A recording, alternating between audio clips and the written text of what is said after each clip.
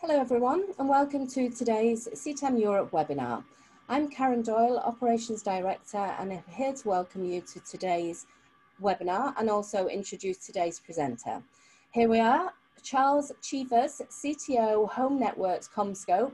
Charles has been a speaker for many of our past Euro Summits and cable congresses, so I know you're in for a treat today. Today's webinar is titled Changes in 3 Years for Wi-Fi. Be ready to market this new Wi-Fi revolution. Charles will be discussing the unprecedented levels of change that Wi-Fi has been going through and an overview aimed at marketeers of these new standards and how they will benefit the connected home with increased speed, capacity and lower latency. The presentation is due to last around 30 minutes and we'll get enough time for a good Q&A session at the end. We invite you to get involved and put your questions forward by using the Q&A button. Charles could speak about this topic all day, so make sure to test his knowledge. As always, the recording of this presentation will be posted on the members only section of ctameurope.com. If you're not a current member, please email info@ctameurope.com for more details. Members have access to two webinars a month and an annual symposium, along with webinars and monthly podcasts from our colleagues across the pond at CTAM US. So you're here to listen to our guest speaker. I will take myself off screen now and hand you over to Charles. Thank you. Hey, thanks, Karen. Good afternoon and good morning. And anybody who listens to it in the future, I'm going to take you through the three exciting changes in Wi-Fi that are happening in as many years. So hopefully there's something of interest here for everybody. So, the role of a service provider is to basically aggregate content, and aggregation of that internet content over a Wi-Fi network in the home. So, we have an access network that's growing in speed and decreasing in latency. And we also want to make that match on the Wi-Fi in the home, obviously, because 90% of our devices connect on Wi-Fi. And we have to have the Wi-Fi network is capable of being able to deliver the speeds that the access networks are growing to as they go from DOCSIS 3.1 to 4.0 and from 2.5 gig PON to XGS PON at 10 gigabits per second. And so we know that aggregation of video is underway, right? The service provider puts all the common OTT apps in with their own blend of linear content and other on-demand content. That's well underway and well mastered. We think that IoT and services will aggregate too in the box, again over Wi-Fi and other different radios. Connected home over IP standards and so forth will enable a service provider hub to emerge that will converge, at least at the hub level, the IoT elements in the home to a single or multiple applications then that ride there. We think that things like smart assistants will also converge through initiatives like the Voice Interoperability Initiative.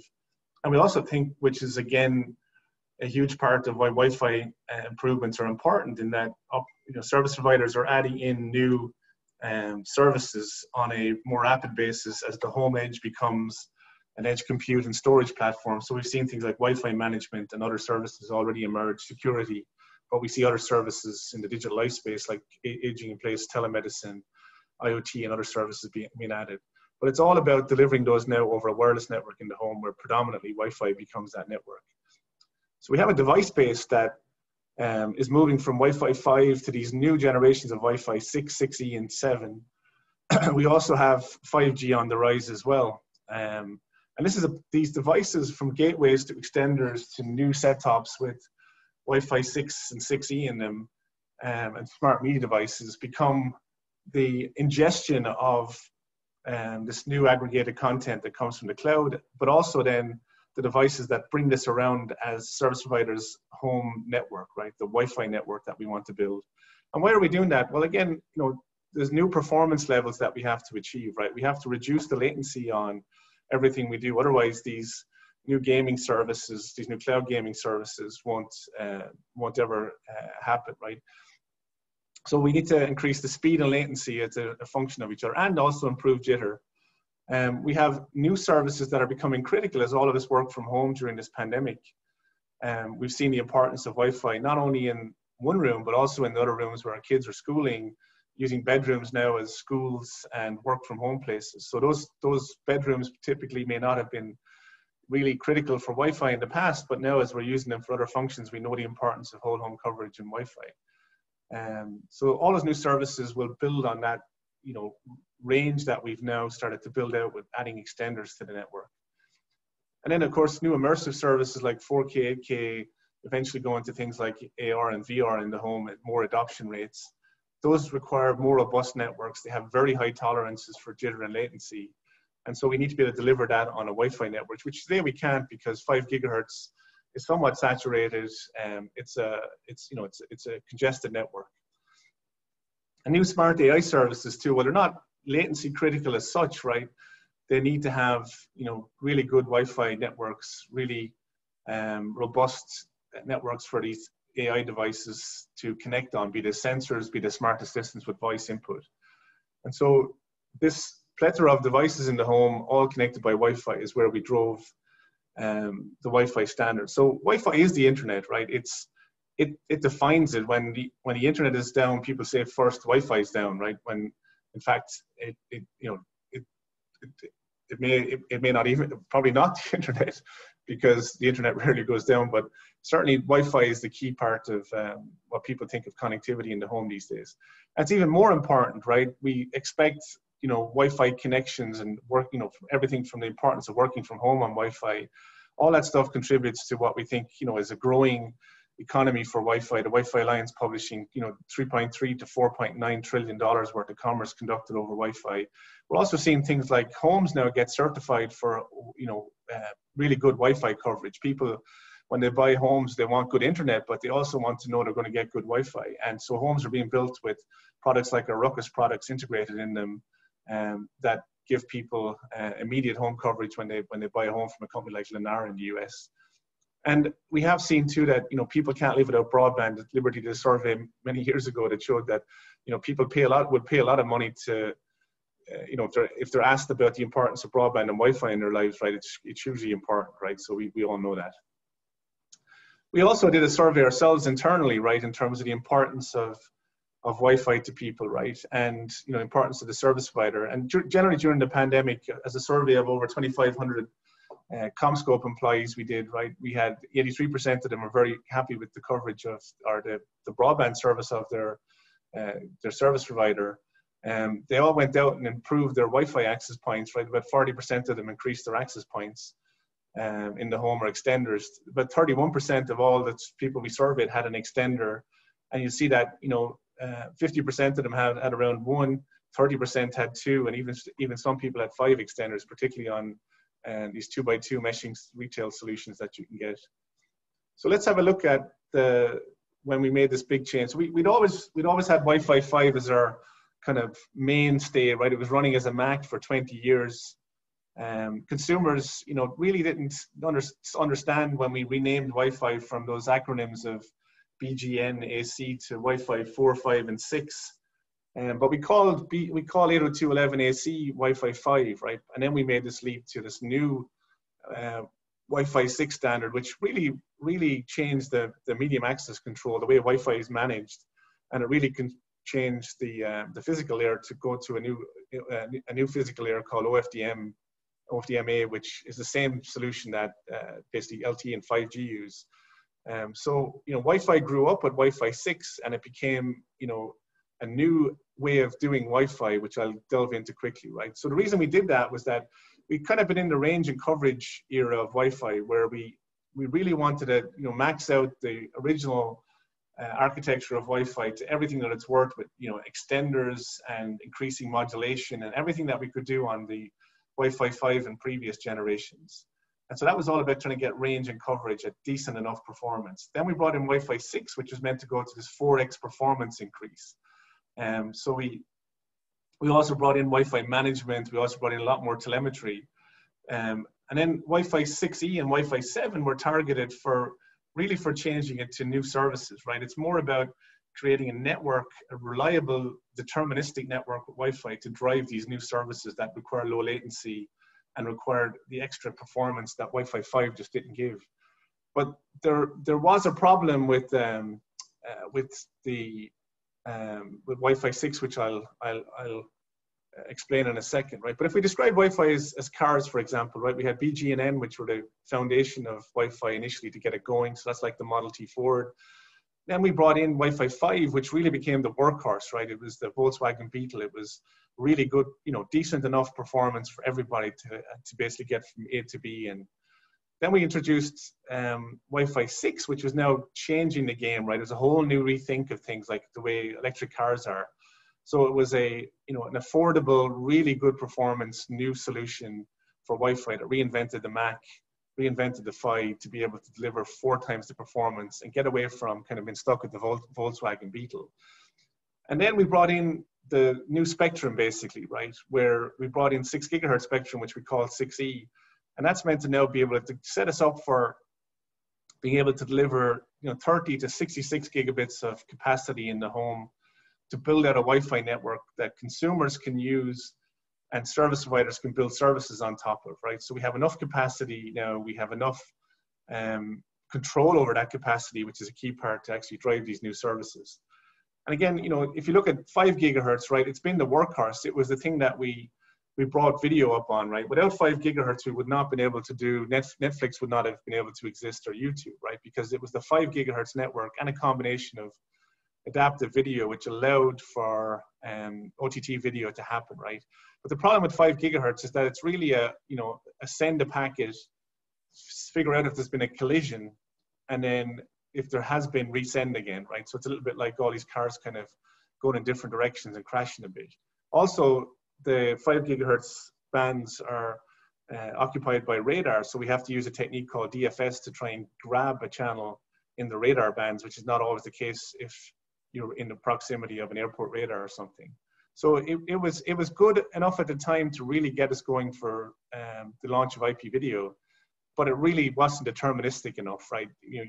A gamer would hardline an Ethernet cable versus use 5 gigahertz Wi-Fi.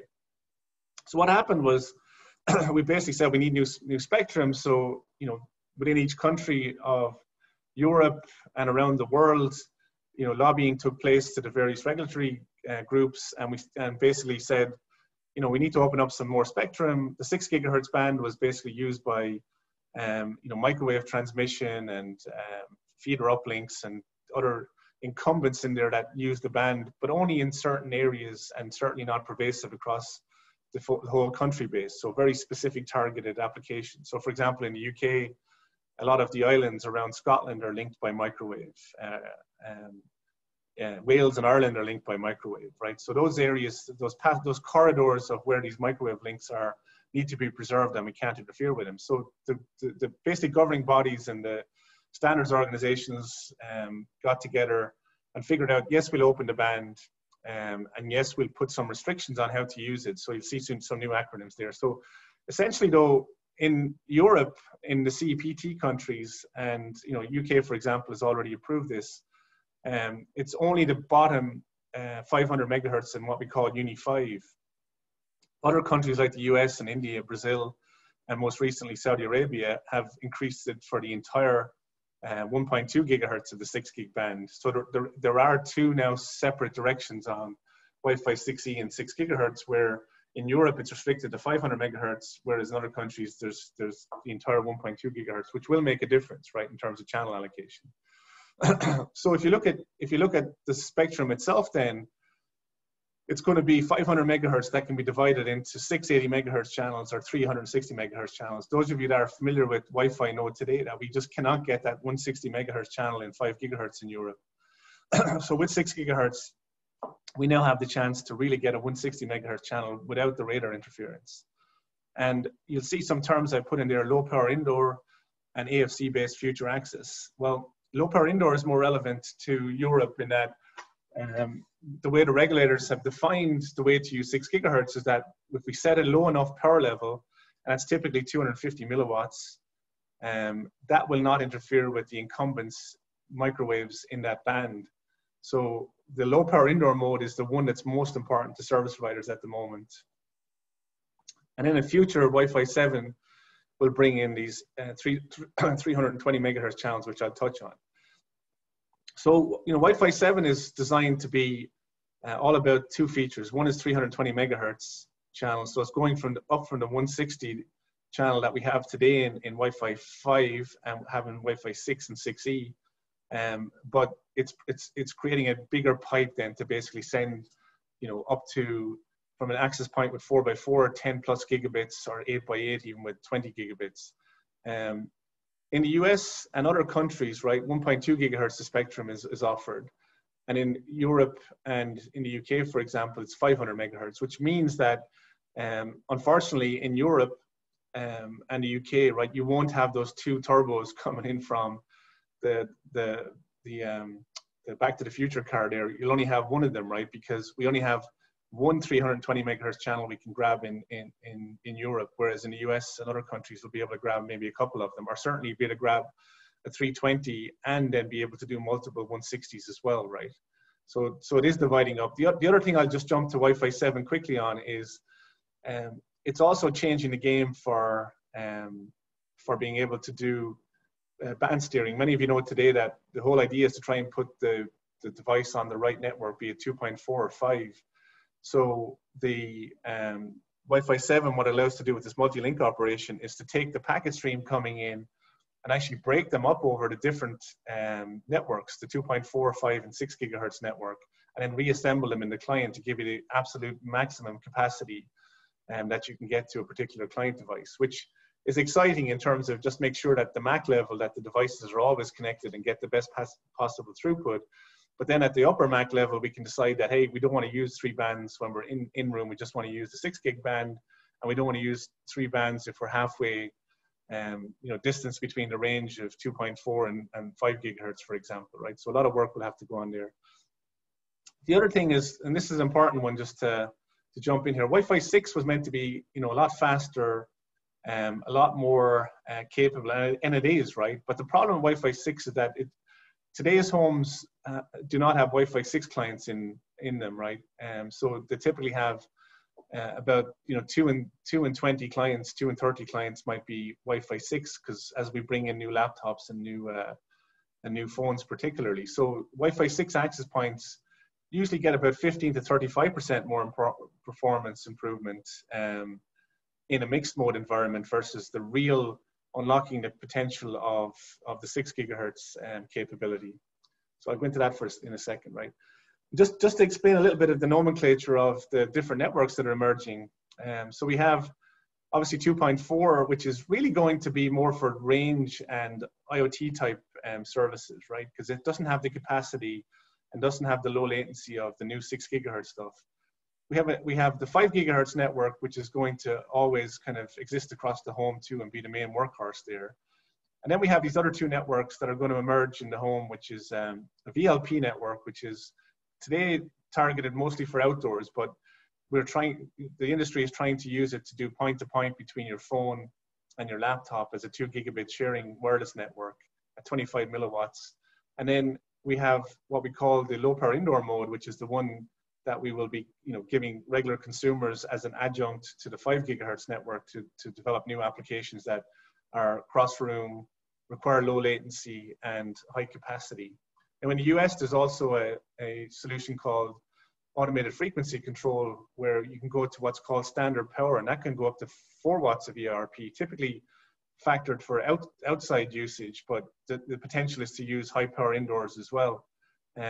The UK, for example, has not approved a standard power approach, and CEPT likely at the moment too as well. So we have to continue to monitor that one outside of in Europe particularly.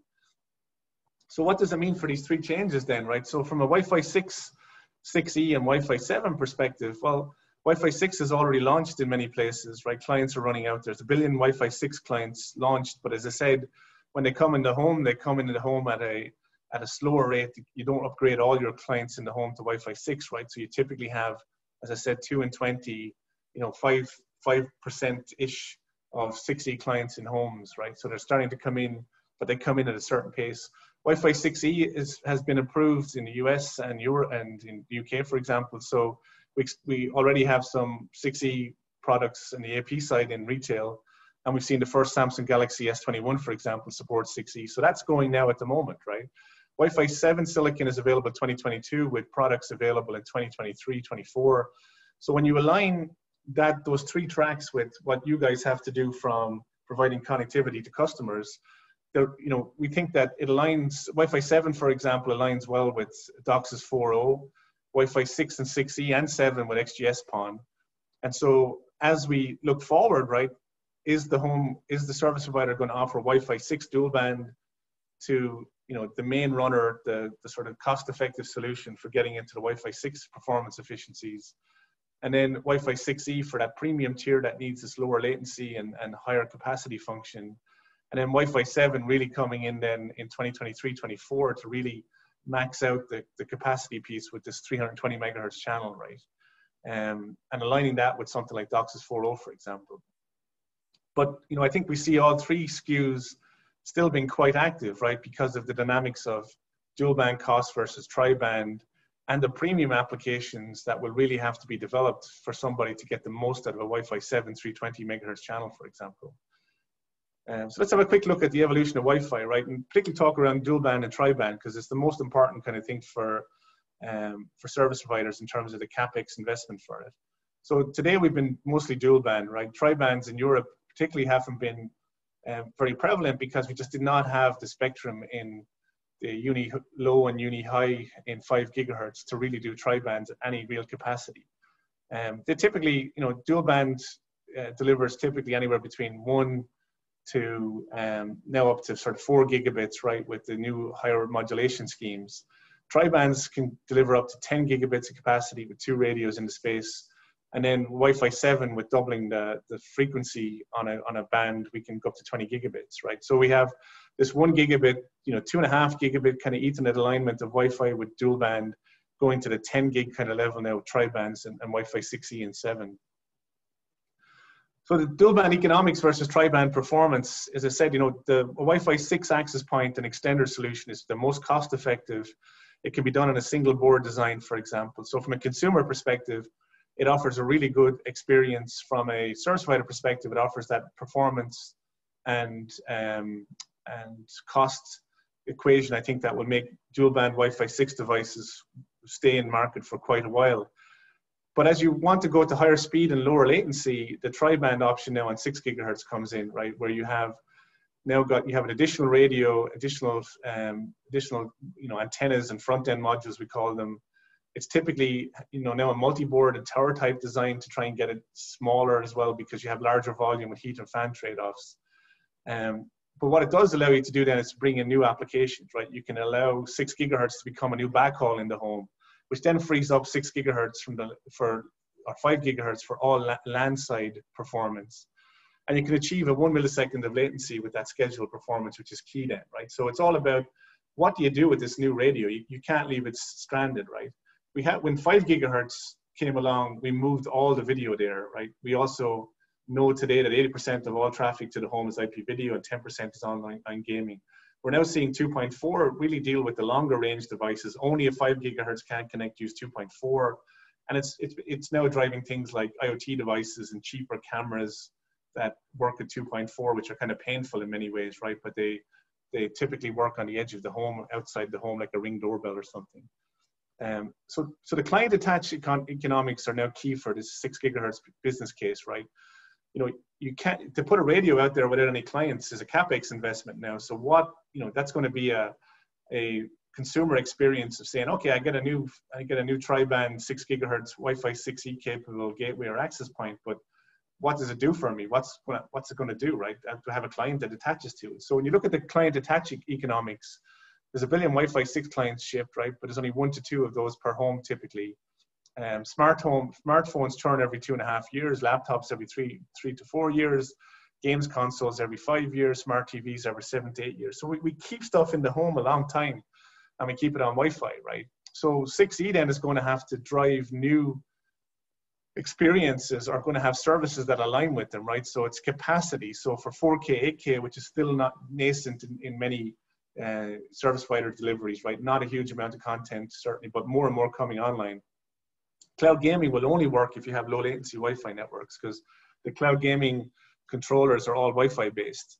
We're seeing, service providers want to use 6 gigahertz to have that 5G-like feel in the home. So creating a special SSID for phones that they have themselves that are 5G, that when it goes into one of their homes with a 6 gigahertz AP, it's still doing that 2 gigabits, 1 gigabit type performance on that 6 gigahertz network.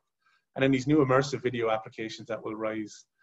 So we see use case adoption, and for you to drive the consumer experience, you have to have low latency, relief for 5 gigahertz congestion, replacing Ethernet cables and high bandwidth applications, as well as low power Wi-Fi applications. But it really needs to have 2 devices from you, right? Because otherwise, if you put out the AP, there's nothing to connect to it, and stuff will come in at a very slow rate when consumers upgrade their smartphones or tablets or laptops, right? So what are those applications that make sense, right? So we think that the main one that's being driven at the moment is to use 6 gigahertz as a backhaul, to introduce TriBands to Europe and use 6 gigahertz as the main primary backhaul, relieving the 5 gigahertz network. The second one is potentially to punch through to have a centralized AP, right, using the 6 gigahertz frequency to create this trunking solution, to put a mesh solution connected from a termination device like an EMT or an ONT. And then the other ones are to drive new services like gaming solutions, right, where we know that gamers will pay for lower latency, and 6 gigahertz Wi-Fi can allow, because it's scheduled, right? The thing about 6 gigahertz is that only Wi-Fi 6 devices can use 6 gigahertz, and they can be scheduled then in terms of performance, right? So you get that determinism. And we've seen, latencies on Wi-Fi as low as 1 millisecond in our testing of 6 gigahertz with scheduling, versus 5 gigahertz can be all over the place, right? And not reliable enough for that jitter requirement that gamers want, and have to use an Ethernet cable to eliminate the problems for Wi-Fi.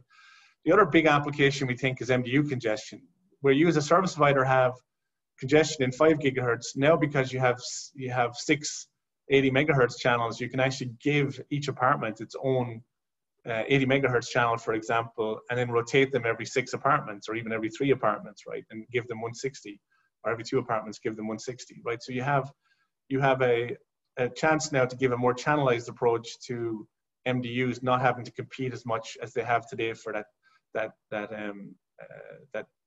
high 5 gigahertz solution.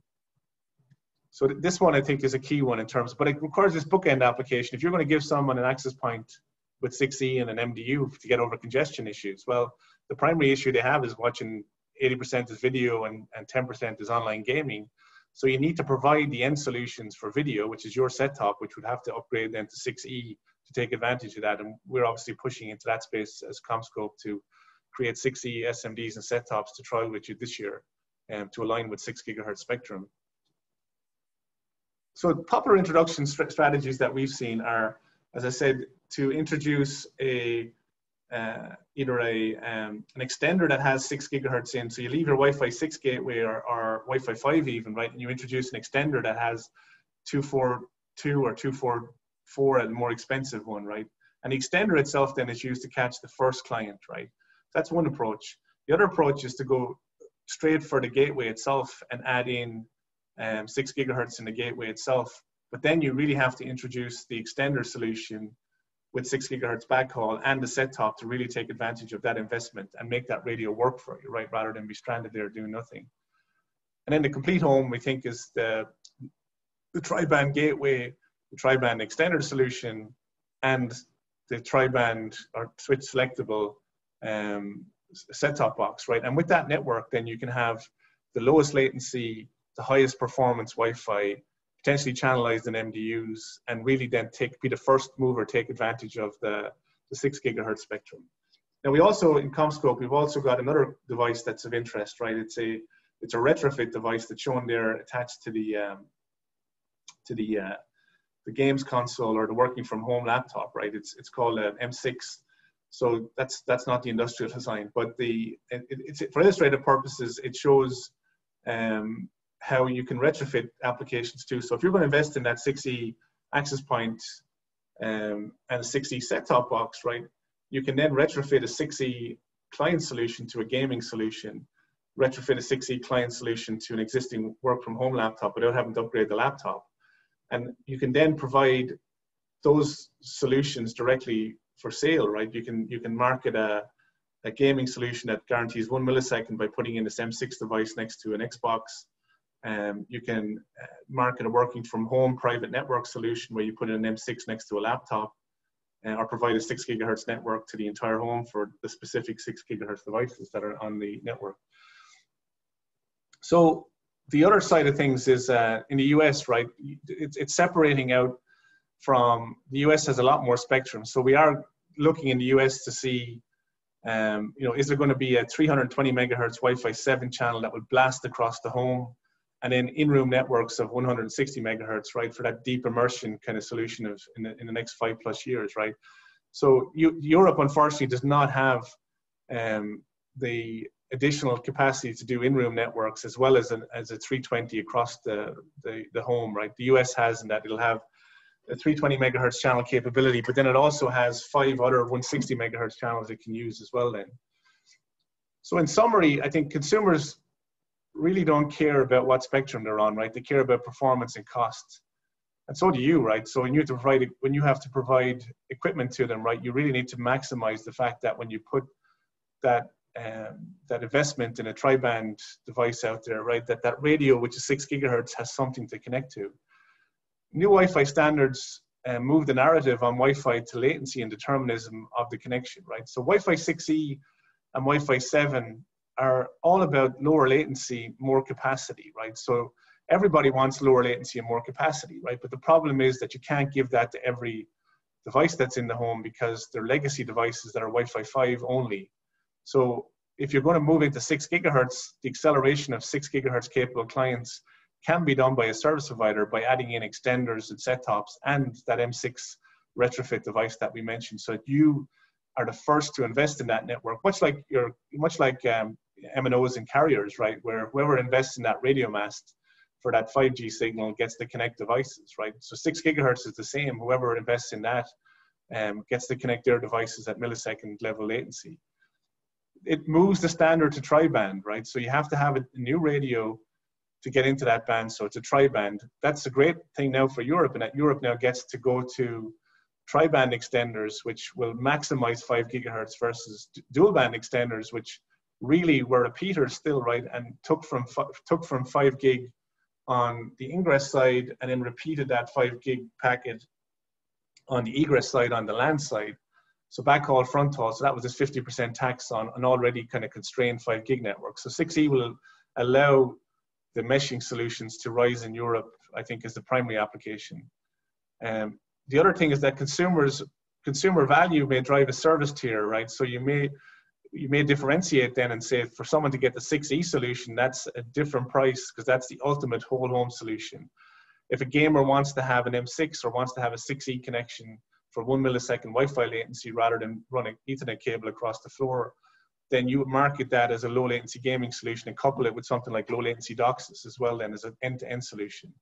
And then the concept of having a private network in the home on 6 gigahertz, because you invest in the 6 gigahertz network on the AP side, you can only attach there, right? So you can develop a working from home solution that, you know, ensures that whatever anybody else in the family does with the 5 gig network, you're sitting pretty on your 6 gig network with one millisecond latency, no more issues on video conferences and all that kind of stuff.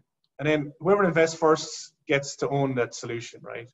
So it is something that if you build it, they will come, but you need to bring in the primary applications that make sense day one of extenders, set-tops, and things like gaming. And, you know, so I think the spectrum is there to be claimed now, certainly, you know, from technology availability. Wi-Fi, I think you'll have 3 SKUs of device, 6, 6E, and 7. They will target premium, high capacity, low latency services. The clients will eventually come, right? But as the client rate of churn from a CE perspective is still a bit slow, right? So my message to the community out there today is that look at those specific applications that you can build, again, around extenders, video, gaming, latency, and capacity, and develop the bookend solution for them. And I think then you'll be able to offer those as a paid for service, recoup some of your TriBand CapEx, and be able to differentiate yourself from the others in the market as well then. So with that, Karen, I'm open for some questions then.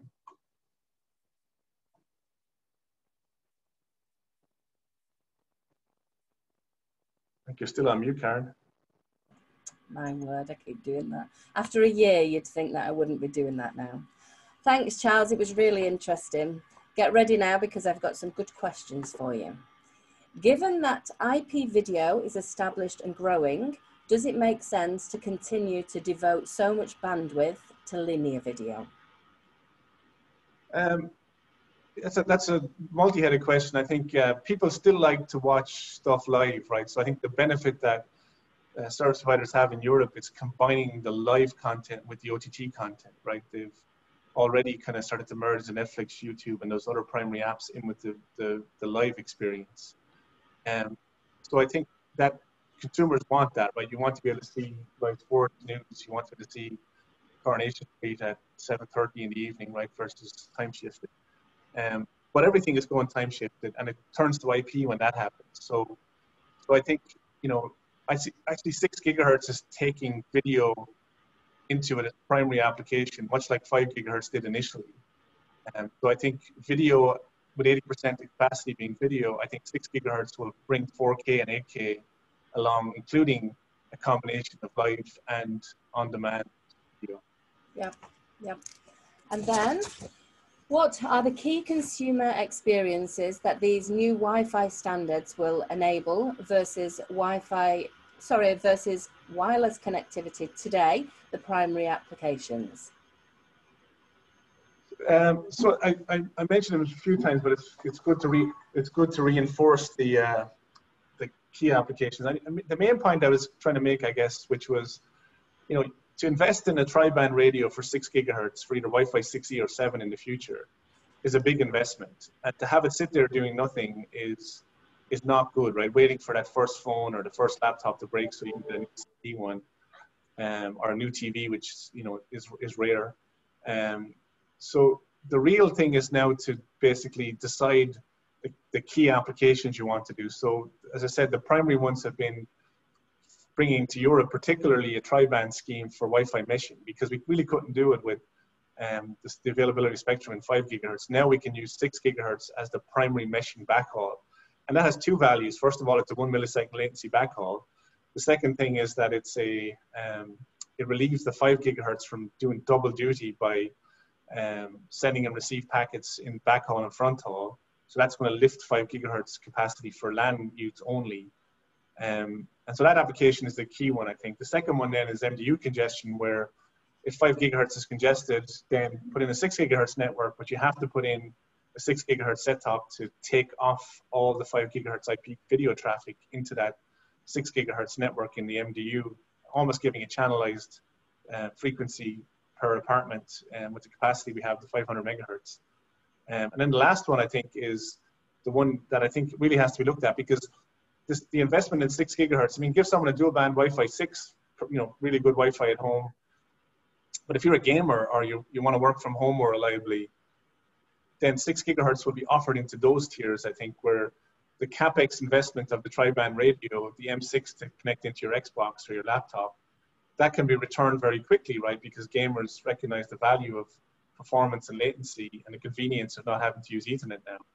And so they'll pay some premium for doing that on a monthly basis, which will probably return the investment on the devices in a year or so, right? So I think, you know, those high capacity, low latency services that people want, you know, we've tested the market ourselves on will gamers pay for low latency?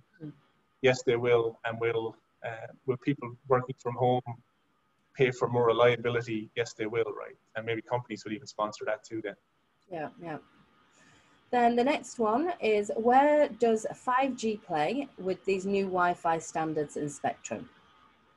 Yeah, so this is the other part of it in terms of we want, you know, I think service providers particularly want Wi-Fi to run in the 6 gigahertz band quickly and get the use cases baked in as early as possible, right? Because it's unlicensed spectrum, and much like license-assisted access was for LTE, there's nothing to stop other than the technology hurdles of putting in 5G and RU, for example, new radio unlicensed into the same band as Wi-Fi.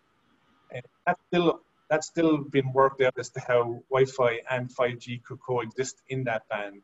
But for sure, if Wi-Fi adoption of it doesn't take place quickly, and services and solutions on Wi-Fi build up, then the 5G NRU perspective of wanting to use more of the band will be bigger, right? And in some countries at the moment, right, there's still a lot of pushes on trying to get specific use of the 1.2 gigahertz in particular for 5G applications. And Wi-Fi 8, for example, I've even used the term Wi-Fi 8, might try and address some of the synchronization issues between Wi-Fi and 5G in the same 6 gigahertz band.